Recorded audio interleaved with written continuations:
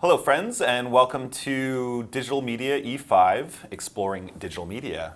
My name is Ian Sexton, and this is Dan Coffey, and we're going to be taking you through the course this semester from start to finish. So a little bit about ourselves first, maybe as way of introduction. All right, so here we go. I'm Dan Coffey. I have a background in broadcast television. I worked for a little while in cable television for Home and Garden Television. Came back to Boston and started working at Harvard, got interested in higher education and started working at CS50, the Computer Science 50 course here at Harvard. An introduction for students who want to get into programming, a steep on-ramp, if you will. And Ian and I work together. So Ian, you want to tell us about you? So my name is Ian Sexton. I'm mostly a cinematographer, photographer. I work as an artist in the Boston area. I also work for CS50 as part of their production team. And I've been at Harvard for a while now. Oh man, too long. And I teach filmmaking at the Extension School, Emerson, and Boston University. Yeah. And what else do you teach at the Harvard Extension School? So I teach a lighting design course actually with another one of our production team members, Tara Kavanaugh. And so that's a higher level elective that you might think about taking after you complete E5 and get your toes dipped into the lake of digital media. Yeah, all right. And so there's one more face that you haven't met yet. This is Lauren Scully. And so Scully is a former CS50 production team member as well. We like to keep it in the family here. And so she will be our online teaching fellow working from San Francisco, California. But she will join us for lectures and for our sections and whatnot as well. So look forward to meeting Scully. Indeed. All right, so what is this class all about? In broad strokes, it is essentially a practical introductory course that gives you sort of a fast-paced overview of the different tool sets available in digital media. So if you have zero experience in digital media or even some experience, this is sort of the right level course for you to start with. Yeah, and I want to highlight the word practical. We want you to get hands-on. We will be talking about a lot of concepts that may be new or familiar to you, but we really want you to get comfortable with your camera and get used to what all the settings actually do. And the hope is that when you walk away, you have a firm grasp on photography and all the relevant concepts to that, and not just the high-level kind of topical things that you might do, but you have a real hands-on experience with using the equipment. The counterpoint to that is not just the hands-on experience, but we'll also begin to frame the context of your decision making. Okay, so all of your technical decisions in producing digital media have some sort of effect towards the story you're telling or your intention. Okay, whether that's a marketing video, a narrative short, educational video like we do often here. So sort of understanding how the practical skill sets affect your intention is one of the sort of the larger picture on top that we build on top of that practical approach. Yeah. So if you're wondering if you're in the right class, a historical look at students who have taken this class over the last few years are usually people come in with a little bit of experience. They're not fully in the production world all the time like Ian and I are. But you've probably taken some pictures. Maybe you use auto mode on your camera. If you're a bit more advanced and you're used to manual settings, this class is still for you. We try to write assignments in a way that you can challenge yourself based on your comfort level. There's a basic set of requirements, and if you're a bit more comfortable, then you could certainly dive in as deep as you want to go. So that is to say that most students come in with, on a scale of 1 to 10, probably a 2 or 3 or 4 comfort level as the average of where they are coming into this. And the categories are fairly broad. We'll start with photography, and we'll delve into video production, audio recording, and a little bit of HTML and JavaScript on the backside. So you may have experience in one or more of those sort of general categories and be lacking experience elsewhere, and that's a perfect place to start as well. Exactly. All right, so let's talk about what this course is going to look like. So lectures are going to be alternate each week between a live lecture format, which we will stream on the internet, and a synchronous Zoom web conference.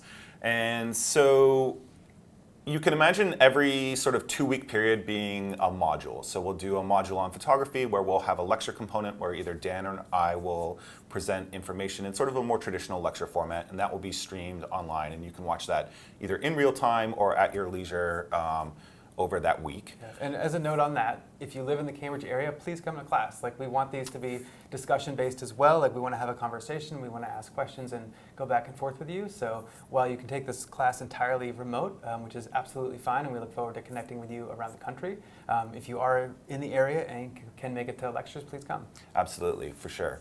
And so once we've gone through week one's lecture, then the next week we will have sort of a synchronous Zoom session. And so that basically is we'll get everyone in the class together and in a web conference software, and we'll talk a little bit more about what this software entails and how to access it and everything. But we'll break out into small groups. We'll discuss the work that you created over the week. We'll discuss different clips or images that we bring to the table. And then we'll get back together and sort of have a more discussion-based approach to the media production aspect. And it's a good place to answer questions if you have some sort of specific technical questions that maybe what you are specific to a project that you're working on, or something wasn't clear in the lecture. This is a good place to sort of get some face-to-face time with us to sort of dive deeper into those ideas. Yeah, and you can think of it, if you've taken classes at the Extension School before, you can think of it as more like a section, except with us. Like, normally sections are led by teaching fellows, and Scully will certainly be joining us for those, but we really want to spend time kind of taking a deeper dive into actual media with you, either that you've created or that we've created, like Ian mentioned. So that's the idea behind the kind of alternating weeks. So that means, like, week one will be in the cinema, in our classroom, actually taking the class. And then the next week we won't show up at the cinema. Everybody will join remotely from Zoom. And just a note, if you are taking this course remotely or you don't plan on coming to class, the expectation is that you will be at these synchronous Zoom sessions. So we do want you to carve out the time. They are synchronous in real time during the normal lecture time every other week. And stay up to date with the schedule for that by looking at the syllabus, which has which week is in Zoom and which week is in person. And just a note, if you haven't taken a Monday class before at the Extension School, there are a few holidays that will interrupt our normal schedule as well. Indeed. All right, so we'll bring us back into frame here. A few topics that we're going to cover, the kind of modules for the course, if you will. We're going to start the first week, off and running. Since you've watched this video, hopefully you understand the expectations for the class. So when we get to class the first week, we're going to dive right into storytelling and the introduction to post-production.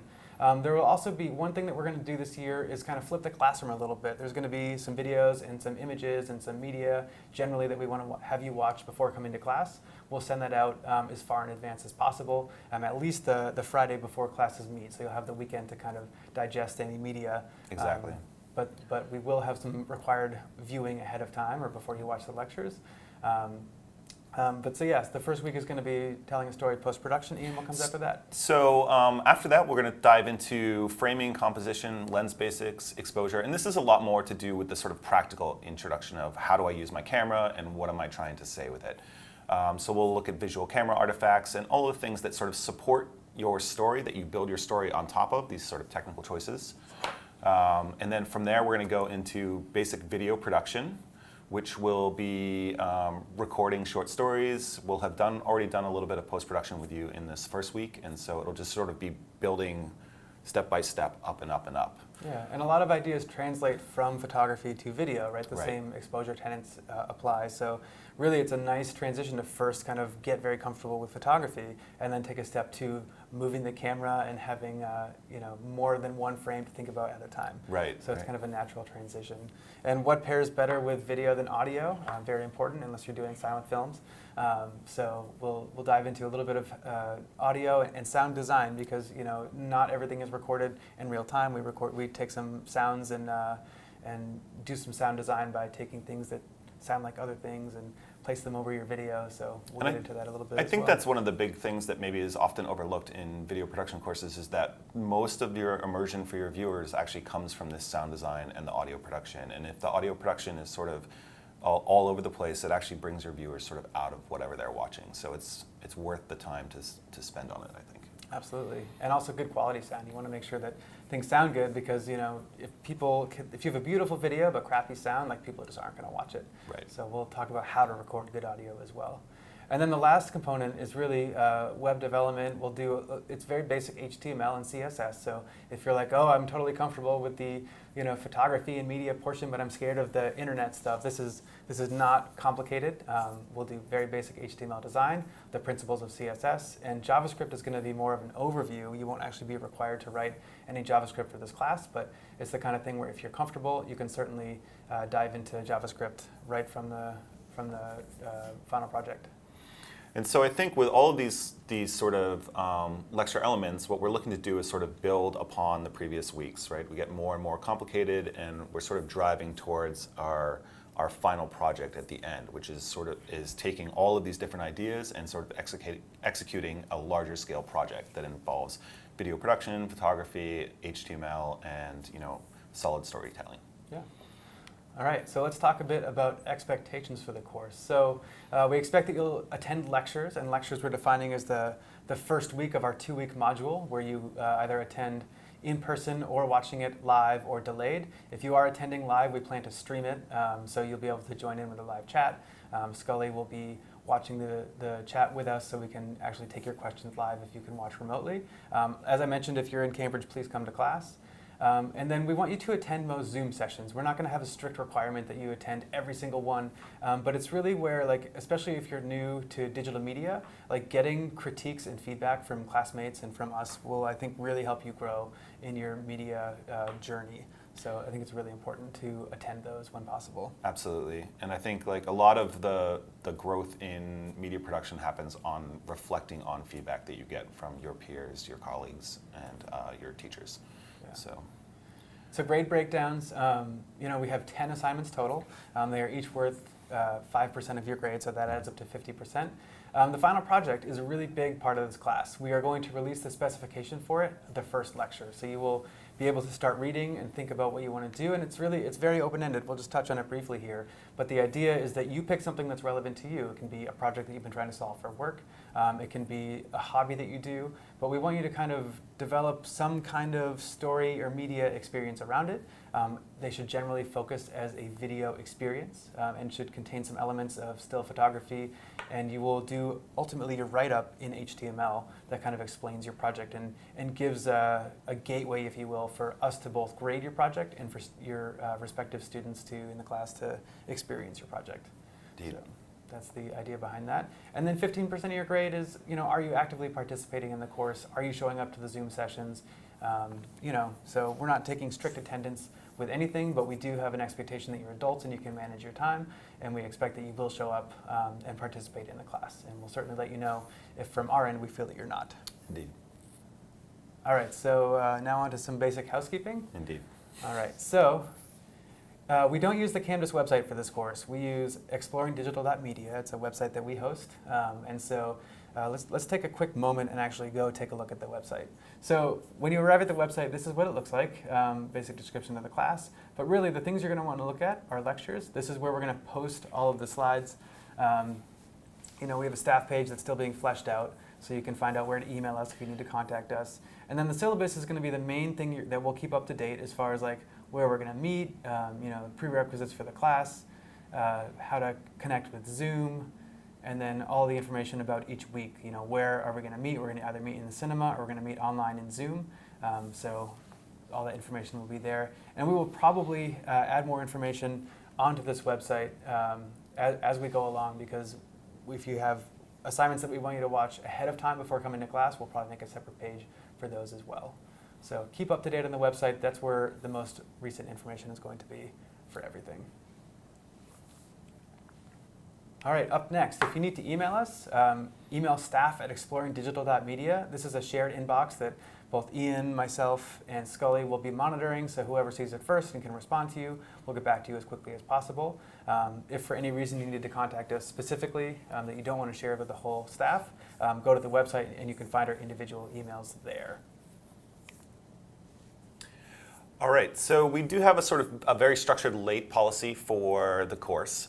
And during the semester, students may turn in one assignment or project past the deadline without any penalty whatsoever, up to 7 days late. The caveat with this is that you must give notice to the staff before the original deadline. So if you know a couple days out that you have a lot going on and you're just not going to be able to get this assignment done for the due date, email us, let us know, and we'll work out the next due date with you, which will be 7 days later. If you email us after the deadline, we're going to actually implement or have to implement the standard late policy, which is that late assignments are graded as 0, which is really unfortunate. So it really behooves you to sort of be a little bit of an advocate for yourself. And if you know that you have problems that are coming up, then just let us know and we'll work with you to get the assignments in on time. Yeah, and we do apply this to just one late policy. Again, we expect that you're an adult and that you can manage your own time. And if you're taking a class, that you have the appropriate time to devote to the assignments as well. So, you know, we're not unreasonable people, but we're being very upfront with our policy here. So please make sure that you turn in assignments on time so that we don't have to have any zeros in the gradebook for you.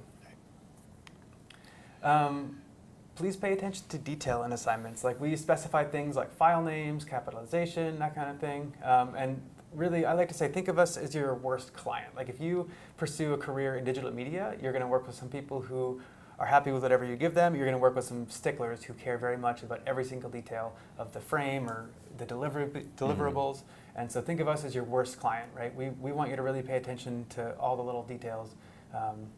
Yeah, we are incredibly particular, especially with things like file names and image formats and video formats and things like that. And it's mostly comes from our experience as professionals, where we've delivered products to people that they've expected in one way and they've kicked it back to us. And so as you begin to deliver products to people, you won't get paid unless you deliver it in the way that you were contracted to do. So it's sort of one of the skill set developments that we're going to sort of implement in the course. Yeah, and we will definitely explain exactly what we're looking for. It's not like you're going to be guessing here. So each project and assignment will have a specification which will explain exactly how we want things. So just follow the checklist and make sure that you're good to go.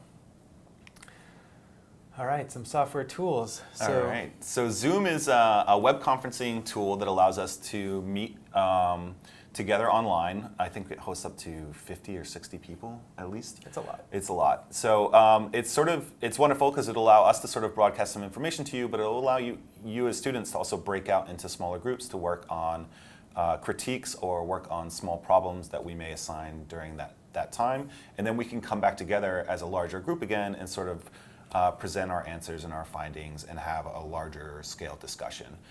It's also wonderful because it allows you guys to communicate sort of directly with us and in real time, so you can ask questions and we can answer. And I would encourage you to ask lots of questions, because if you have a question, it's more than likely that someone else also has a similar question. So please don't be afraid to ask questions of us. Yeah, and with Zoom, you know, it's the kind of thing where everybody can turn on their web camera and see each other. It's a really nice tool because there's very low latency between communications. So if you've ever used like FaceTime or Skype, those tools have gotten really good. Zoom is the same way, where you can hear and see each other, and we can break out into small groups and discuss things in smaller groups than just the whole class.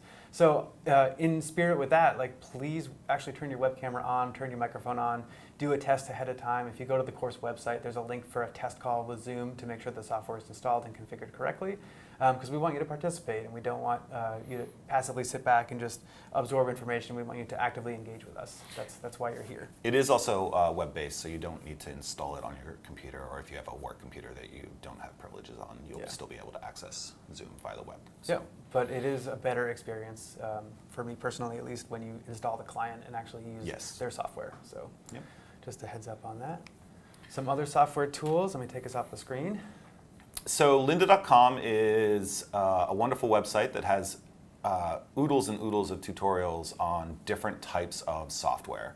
And so Harvard Extension students, I believe, qualify to access lynda.com via the URL there, lynda.harvard.edu, for free. Yep. And so just a note, you have to authenticate with Harvard Key. You do. So you can get in. And so you'll be able to go there, and there's, if you want to learn more about editing software or photo software, or they have thousands and thousands of different courses and titles, it's a great place to go. Yeah. And so let me dive in here for post-production. You see under video editing the logo for Shotcut. So Shotcut is a photo editing tool that's free, and we're not going to require that you use Shotcut. Sorry, Yes, video editing tool.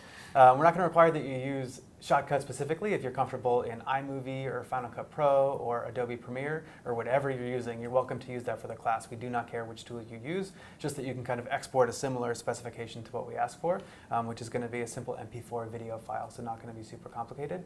But if you don't have any experience and you want to dive in with us, Shotcut is a nice tool because it's kind of slightly above entry level. It is completely free and multi-platform, so you can use it on Windows, you can use it on Mac, and it's got some nice features to it. It's pretty easy to use. And if you're looking to transition to something fully professional, like Adobe Premiere or something like that, it's a great stepping stone for that as well. Absolutely. We do list photo editing software on this slide, Adobe Lightroom. We're going to talk a lot about taking images, but we're not going to get too heavily into photo editing. But Lightroom is a great way to catalog software. This is an app that you need to pay for, so it's kind of up to you if you want to get into this. We might do some side tutorials on how to use it, but we probably won't cover Lightroom in the class. But this is the tool that I recommend for doing photo editing. And it's usually bundled with the Adobe products, so if you have access to Premiere or Photoshop, you probably have access to Lightroom as well. Yeah, and you can also, I think you can pay for one app, so it's cheaper than buying the whole Adobe suite if you want to as well. Yep.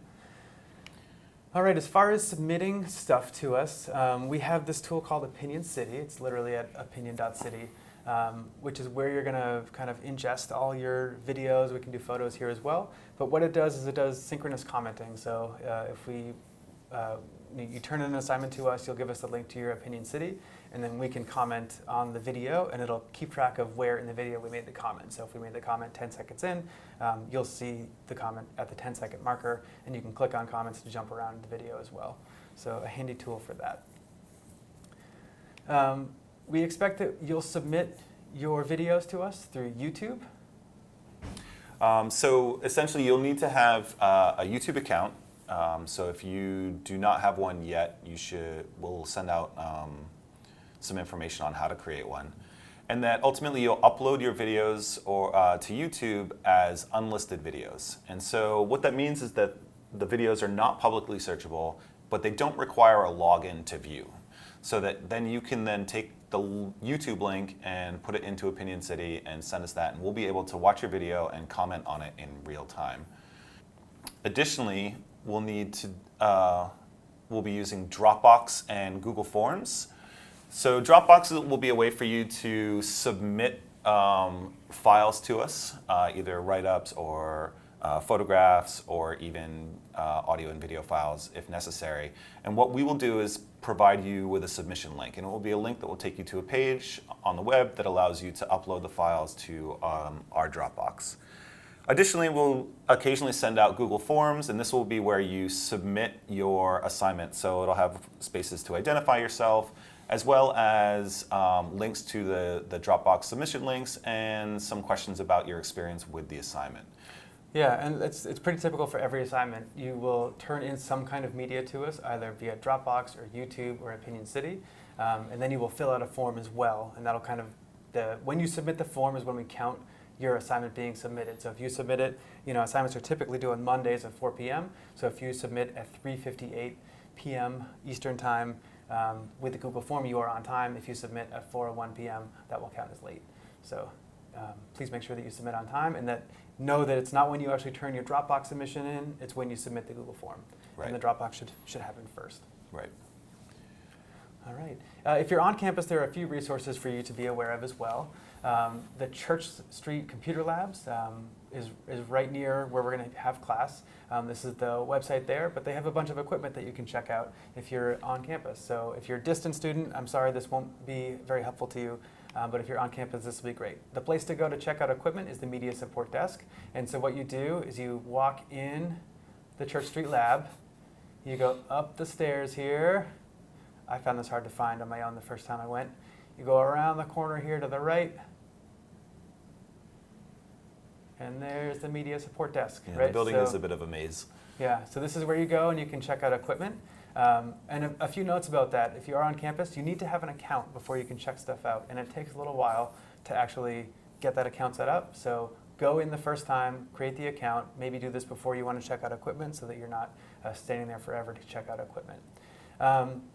They're great. They have a typical checkout policy of 24 hours. So you check it out, you return it by the end of the day the next day, no matter what time you return it. You can request longer term loans. They take special cases for that. And if you just shoot the staff an email, we can send you what you need to figure out to get that checked out. Sometimes students, it's helpful to check out a camera for an entire week so you can do an assignment. Or a weekend, or Yeah. a couple days in a row. But this is only if you plan to check out equipment. If you have access to your own camera, this is certainly not something that you need to know. Their hours, at least as of last year, were 8:30 a.m. to 11:30 p.m., Sunday to Thursday, and then Fridays they close a little bit earlier at 10 p.m. Sorry, Friday and Saturday. Stuff you can check out there, you can check out audio recorders, lighting kits, several different models of camera, and we'll talk more about what you need for each assignment. But if you are distant and you don't have access to this equipment, the only thing that we require in this class is access to a camera, as we mentioned in the syllabus. So check out the details on that on the course website. Some lenses that you can now check out if you're curious as well. The Church Street Lab has all of these lenses available. And if you don't know what any of this means, don't worry. We will talk about that in class. We will get there. Yeah. All right, so a question that we get very often is what camera should I get? So we wanted to have a short discussion kind of to answer that question as concretely as possible and talk about why you might spend less money or why you might spend more money and different use cases for that.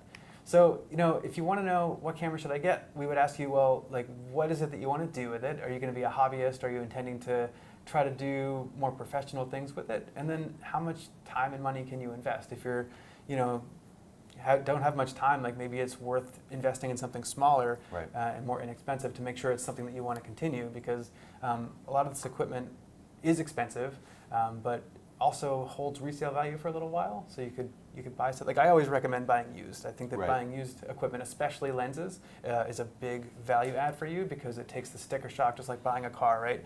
It drops the price pretty well, and you can almost always, if it's a decent lens, resell it for almost the same amount of money as long as you keep it in good shape. So I recommend buying used. Yeah, I agree with that. I think that most used equipment is perfectly functional for, I'd say, everyone but the highest level professional. So, and even then, I use lenses all the time. Yeah, there are a couple websites that we like. B&H has a great used program, and there's a website, keh.com, as well. They have some more funky lenses, but both have a good discount, and they both have good warranties. Yeah, and I think that's the caveat. I think you could go on eBay and buy a bunch of used lenses and have no idea what you're going to get, and there are some pitfalls with buying used equipment, and buying from a reputable used dealer like B&H or KEH or somewhere like that is going to save you a lot of heartache and trouble in the long run. Yeah. Craigslist is kind of the same category as Yeah. eBay for me. Like you can look at the equipment usually before you give the money, but it's But kind you of can hit find and some miss. gems. Like it's Yeah. not to say that there's not Yeah. hidden gems. It's Kind of there. how much effort do you want to invest, Right, right? exactly. And how much risk do you want to take? So we keep talking about DSLR cameras. So we just want to cover really quick, like what is a DSLR camera? So an SLR camera is a single lens reflex camera, and the mechanism in this is actually a mirror that covers the shutter in the back of the camera, right? So at the front of the camera we have the lens that goes on, and DSLRs have interchangeable lenses, so you can use multiple lenses. But the idea is that when you look down this pentaprism here, this 5-sided prism, the light comes in the lens, bounces up in the mirror, and you're actually looking at exactly what the image is going to look like when you release the shutter. This mirror flips up, and then the shutter opens and exposes your film or exposes your sensor. It doesn't matter if it's digital or analog in that sense. So that is the mechanism for a single lens reflex camera or a SLR camera. The D comes from digital, right? So if we look at a modern digital SLR, single lens reflex camera, the film plane that is right back here, the digital on an analog camera, this is a piece of film, actual celluloid that you load in and expose to light. But in a digital camera, this is actually a digital sensor that has pixels and captures light. But these are not the only cameras that you can use for this class to be successful. We do recommend them because when you get to video, it becomes a bit easier to use. But there are certainly other types of cameras. Quickly becoming the rage are mirrorless cameras. There's a whole bunch of these. And there are definitely pros and cons to these, but they're a lot smaller. Yeah. They tend to be a little bit smaller in form factor because they don't require the mechanical mirror assembly, so they can actually make the cameras smaller. But in doing so, you sacrifice a little bit of sensitivity at different light ranges, and so there are some trade-offs that are made. Yeah, and like if I can just talk for a minute, the thing that drives me nuts about these cameras are up here where the pentaprism is on a SLR camera. It's replaced entirely by a little digital screen. And I find that I feel like I'm looking at pixels a lot of the time when I look through one of these. Yeah. And so it's kind of, like this is a common theme in digital media. Everything is some kind of trade-off, right? Right. There's no free lunch. And so you're making a decision of, like, do I want a bigger camera where I can actually see the light coming down the barrel of the lens? Or do I want, is this representation, like there are benefits to having a little video viewfinder, right? If you change the color temperature of your camera, or if you change some other exposure setting, like it will show you in real time what that's going to look like when you expose the image. Whereas with an SLR camera where you're just looking at light being bounced in a mirror into your eye, you don't get a sense of like what color temperature you're recording. Right. Or other You have to do things a little like bit that. more mental translation at that point. But Yeah. you're also not stuck looking at a screen that may be interpreting something slightly different than the way the actual sensor interprets it, because there's all this sort of translation even amongst the digital components. Yeah, so. and for me, it's just like the little viewfinder in the eyepiece is so small that Yeah. I have a hard time judging an image based on it. I Right. find that I prefer to look down an actual pentaprism and get the light coming down the barrel. But that, to each his own, right? We're not going to force you one way or another in this Right. class. And of course, mirrorless is not the only option either. There are these kind of point and shoot cameras, and these are nice because they're compact. They usually have an automatic zoom built into them. You don't need to change out lenses. And it's not that you can't be successful in the class with one of these, but it's much harder to change settings on these, and we will get into manual exposure. But it's something you are more likely to have with you because you can fit it in your pocket, you can throw it in your backpack. They're small and compact, right? And then, of course, everybody has a camera phone in their pockets. And I do have an iPhone, but the Android phones are certainly caught up technologically. The Google Pixel is a great camera built into it. But at the end of the day, like the best camera you have is the one that's with you. And I love this credit or this quote just because it is so true. Like I find very often I'll be walking around or I'll be, riding my bike or whatever, and I'll see something, I'll be like, man, like I wish, like an example that comes to mind, I was riding to work one day and there was this giant teddy bear sitting in an old leather armchair, like on the side of the road for a trash day. And it was just like the perfect image, and I was like, man, I wish I had a camera. Yeah. But all I had was my camera phone with me, but it was better than nothing, so. And I think that's part of the discussion too when we look at these different camera formats, is that there's some trade-offs there, right? In complexity and ease of use. You have a DSLR with a lot of interchangeable lenses. It means I'm bringing a lot of stuff with me, which is fine if that's what I'm going to do. But if I'm going to work, then maybe I'm not going to bring all of that with me, right? And so maybe a mirrorless camera is something that I can keep in my bag, but maybe even that's too big. So it ends up being a point and shoot or an iPhone or something like that. So. Yeah. There is some trade-offs and flexibility into your choices. You have to think about how you're going to be using the camera. Definitely, and if we look at the size, the footprint between like a typical mirrorless camera and a typical DSLR, you can see just how much smaller that is. And if you're going to wear something around your neck or carry it around in your bag, like for me, like if I had the mirrorless, I would probably carry it with me more. But This needs like a quarter or something for scale. yeah, that's true. That's true. And so when we look at the internals of these cameras, like there's also a difference in what sensor these things use. So depending on the camera you buy, like there's certainly a range. Relative to each other, you can look at these. But the gold standard and but the size of the sensor by which we'll judge everything else is the same size as a 35 millimeter piece of film from the actual old SLR days, the analog days where you were shooting on celluloid. And so you can see that's the big blue box in this slide right up here. And so as we kind of go down, you can see the APS-H. And the big ones that you're going to want to pay attention to are this word APS-C, or a crop sensor, crop sensor camera. And then the 4/3 system is also pretty popular in some of these mirrorless cameras. So this red box and then these yellow and green boxes are kind of the two you want to pay attention to, because they are the most common sensor sizes that you're going to see. And you might say, why does size matter, right? Like, like let's pick that apart for a minute, right? So here's your camera sensor. You've got millions of these, right? Because if you're Well, each one of these sort of squares is essentially sort of a photoreceptor, right? A sensitive, a light that's light sensitive, sort of. a pixel, if you will, right? Yeah, Like, right. It's sort of a base translation to what it's going to equate an equivalency in your image, right? And this colorful pattern over the top of it is called a Bayer filter. It is the most common sensor system that there's a Bayer pattern laid out, which kind of alternates. So there's a blue pixel, green pixel, blue pixel, green pixel, or green pixel, red pixel, green pixel, red pixel. It kind of alternates. Right. And then there's the computer in your camera actually interpolates this image that comes in and generates red, green, blue values for each image that you take for each pixel, and Right. makes just a big image by calculating the value of each pixel. So each pixel is actually only sensitive to one color of light, either blue, green, or red specifically, which is why they're colored in this way. Yeah, it's literally like a colored film that sits over the top of each photo site. Right. And so if we look at the process of actually taking an image, we start down here. I like this graphic because it shows you how much of this is actually an analog process, right? Light hits your subject. The light is reflected into your lens, goes through this filter, hits the image sensor, and there's like a voltage reading that comes off each pixel, which is then put into an analog to digital converter, and that's where we really turn this process into digital. There's a computer in your camera that changes the values for all these into an actual image by measuring each pixel. It's loaded into a quick buffer which can read data really, really fast, faster than your memory card. And then that buffer is offloaded onto your SD card or your CF card or whatever internal camera memory there is, where the image is ultimately stored.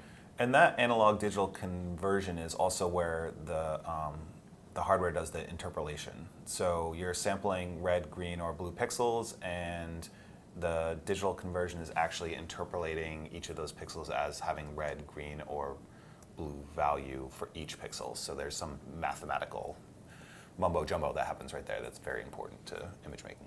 Yeah, and so let's come back to the idea of sensor size and like why it matters. And marketing speak around this will change depending on which manufacturer you're looking at. So if you're familiar with the Nikon family, DX is their APS-C size sensor, which you can see from this image is just smaller than their FX frame, which is their full-size sensor frame. And so those are the two most common sensor sizes that you're going to see, and they're just indicated by DX or FX. This matters as well with your lens selection because not all DX or FX lenses will fit whatever camera you're buying. And the other benefit to the DX series of lenses, if you're looking at a smaller sensor, is that the lenses tend to be cheaper because the sensor is smaller and you need less glass to actually create the image that covers the whole sensor. So that's one reason why bigger sensors tend to have more expensive lenses. If you're in the Canon family, they just call it APS-C versus full frame, and so you can see the size difference here as well. So that is the difference in DX versus FX, or the APS-C versus full frame. And you need to look up kind of each camera model to see which sensor it has inside of it, but it is something you really want to consider when buying a lens. Yeah, it's definitely dig into the tech specs of any camera that you're looking at. And if you do have questions throughout the course and you're looking at different camera models, we're happy to answer those kind of questions, and if we can.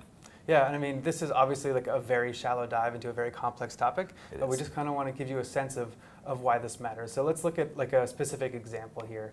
So if you're taking a picture, like what is happening when you look down your lens is that the light from, let's say, this mountain is being reflected into your camera, and it's being reflected in this way, like lenses are round, and it creates this image circle that goes over your sensor. So your sensor is actually this shape here, the red box, and so your camera is doing is actually recording only what's inside the red box, not the whole image circle. So that's why it matters. Like if you need a lens that can cover a bigger sensor, it just takes more glass to do so.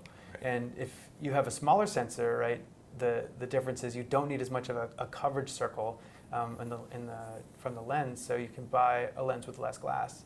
But what happens if you put the same lens on two cameras here, Ian, that are the same size? Well, you can see that the camera with the smaller sensor is actually sampling less of that coverage than the camera with the larger sensor. So it actually has the effect of sort of zooming us in to our subject a little bit more. Yeah, let's put those side by side, right? So, the same lens is going to, assuming you can put the same lens on both cameras, this is the difference in image. You can see the image on the left from our quote-unquote full-frame sensor is going to be wider, right? The wider angle lens than the image from the lens that's on the smaller camera. And so you may have heard this, being thrown around, this idea of crop factor, and this is essentially a sort of visual example of that. And we'll dive deeper into sort of how it works in a little bit more depth. But this is the general idea of crop factor. It's that your sensor size and your lens relate in a way that changes the sort of field of view that your camera will capture in any given moment. Yeah, and we'll talk again more about this in our lens series when we do the lens and composition module. But just know that if you take an 18 millimeter lens, let's say, which is typically a wide angle lens, and put it onto a full frame camera, you're going to see one field of view. But if you put it onto a camera with an APS-C lens or APS-C sensor, which is cropped, it's going to turn into a more telephoto lens where it won't be as wide of an angle. So we'll talk more about the details of that in the actual lens lecture, but it's something to be aware of when you're. It's another one of the trade-offs when you're looking at cameras and you're thinking about, do I get a smaller sensor size because it's easier to carry, right? Maybe that there's some work that you want to do that requires you to have a larger sensor size so you can get a wider field of view. Yeah. So just trade-offs. Yeah. So just some quick examples here of different cameras. You might say, oh, I'm going to go out and get the latest and greatest, but why would this sometimes be a trade-off, right? So we have the GH4, the Panasonic GH4 and the GH5 here, two recently released cameras from Panasonic. They're mirrorless cameras, and so they both have the same sensor size. Here it is in millimeters. The GH4 has a 16.1 million pixel count, whereas the GH5 has a 20.3 million pixel count. And so you might say, great, higher resolution, right? But here's the thing, right? That sensor size is the same. So if you look at the actual size of each pixel, the GH4 has a 3.75 size microns, which is a really, really, really tiny, size, right? But the GH5, because it has higher resolution, right? They cram more pixels in to the same sensor. Each pixel size is only 3.34 microns across. So, practically though, Ian, why does this matter? Well, so there's a sort of a general relationship between the size of your photo site and how sensitive your camera can be potentially in any given situation. And by sensitive, I mean sensitive to light. So that cameras that have sort of larger photo sites tend to be more sensitive in lower light than cameras that have smaller photo sites. So there's a little bit more flexibility that you might be able to get out of a camera with larger photo sites than with smaller photo sites. But the trade-off again is that if you have larger photo sites, you have less resolution. So you need to make a decision about what is more valuable to you in, the majority of your shooting situations. Yeah, and let me summarize that. If you have a camera that has bigger pixels, bigger photo sites, it is more sensitive to light, so that means you get better low light performance. If you're taking pictures that are often in dark places or you're not bringing external light or an external strobe, that is going to be a real consideration for you. And this also pairs with your lens selection, right? How fast is your lens? Right. How much light can come down the barrel of your lens? And the more money you spend, typically the more light you can get down. That'll lead to some other trade-offs that we'll talk about with exposure. But kind of, as we said, there's no free lunch in this world. You kind of have to decide what is the most important thing to you, or what maybe financially there's a limitation. I can only afford this camera, so or I can afford the camera or the lens. Which one should I spend the money on? Right. It depends. So again, we're happy to talk about specific situations with you, but just to be aware of it. We'll do a quick comparison of the Canon 70D. This is an APS-C sized camera sensor. So its sensor size is a bit bigger than the GH5, the Micro Four Thirds sensor. So each photo site, even though it's about the same resolution, each sensor pixel, each photo site is quite a bit bigger when you look at them side by side. So it's going to be a much better low light performant camera. And then if we look at that versus a full frame camera, right, we move from the smallest sensor size we're going to talk about to the medium, and then compare the medium to the large. This sensor size is quite a bit bigger. And so even at a higher resolution, right, a 22 megapixel camera for the 5D Mark III, each pixel is over 2 microns bigger, Yeah. which is significant. Right. And if you're talking about low light performance, like that is a world of a difference, and it means lower image noise when you're cranking up your sensitivity on your camera, and just better low light performance. It's also the most expensive camera of the 3. Yep. So there it is, right? There's the trade-off. There's the trade-off. So here we are, like, what is it that we should buy and invest in for the class, right? And the ideas are kind of what we talked about before. Like, invest your money with how you're going to use the equipment, right? We recommend buying used. We mentioned a couple of websites, but do your research and figure it out. But like, if you can, like, borrow. This if you're is the not key. sure, like, find someone who has a camera and borrow it. Beg, borrow, and steal. Like, this Because is a lot of this course will be learning about how you're going to use the gear, right? You're going to sort of develop projects, you're going to work on some photography projects, some video projects, and you're going to gain experience in what you like to do and what you don't like to do. And so going ahead and sort of throwing a bunch of money at a camera that you may or may not be happy with by the end of the semester is not really the right approach. If you can borrow one that you can use and learn and figure out, and then sort of that helps you make a decision about what is a good choice for you personally, then that may be a better approach. yeah. So, And so, like, what does this actually boil down to? There are some links on the website, but the basic idea is that, in the $300 to $400 range, you're going to get a camera with what is known as a kit lens or a basic lens that'll have some kind of zoom range, and that's okay for this course. That's going to be enough to get you through and a good learning thing. If you really want to, like, take the next step up, it's really a big step that you kind of need to go all the way to like $1,500 to $2,000 to make it worthwhile. And that may sound crazy, like, and if you have more than $2,000, like, there's a couple different things you want to buy. That might sound crazy, but like, what is the difference between $400 and $1,500? Like, my opinion is not much. Like, Yeah. you get some autofocus benefits on certain camera models.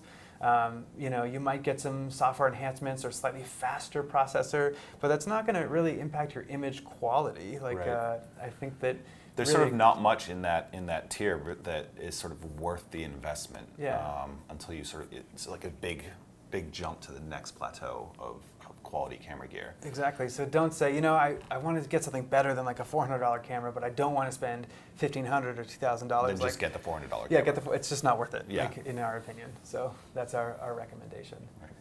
So I think now is the time that we'll kind of conclude this video and take a quick look at your assignment 0. And this is an assignment that we want you to tackle before class starts. It's very simple.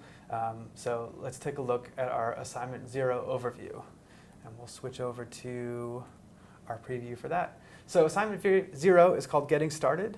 And it's very simply like, we want you, since we're offering this course online, we want to get to know you and see your face. We want your classmates to do the same as well. This spec will be released at the time that we release this video, so you can download the first assignment from the course website. But really, basically, we want to get to know you. There's no technical know-how required for this course, so you can simply use your camera phone, use your webcam on your computer, have a friend record it for you, prop your phone up. It doesn't need to be high quality or professionally framed or anything like that. But you're simply going to record a video, introduce yourself, say what your name is, where do you live, where are you from, what might someone not know about you, Yeah. right? Give us some interesting facts. And then give us 2 goals for taking the class. Like, what is it that you're hoping to get out of this? Like, do you have experience and you want to kind of get some critique out of it? Are you someone coming in who's new and kind of afraid of the whole thing? Let us know. The video itself should be between 60 and 90 seconds, not minutes. That would be far too long. And not longer than 2 minutes. If you're going past 2 minutes, you're probably just going on a little bit too long. Part of this is to create the account, so create your YouTube account and then upload the video. And then fill out the Google form linked below so that you can submit that. And if you're shopping the class and you don't do this before class starts, that's fine. You'll have 2 days to do it once the lectures start. But if you know that you're going to stay in this class or you think you're going to stay in this class, like, we recommend diving in early and submitting this as soon as possible. This assignment will be up about a week before we start class. Indeed. So we're looking forward to meeting all of you online and or in person. And thank you very much. And I hope you guys enjoy the course.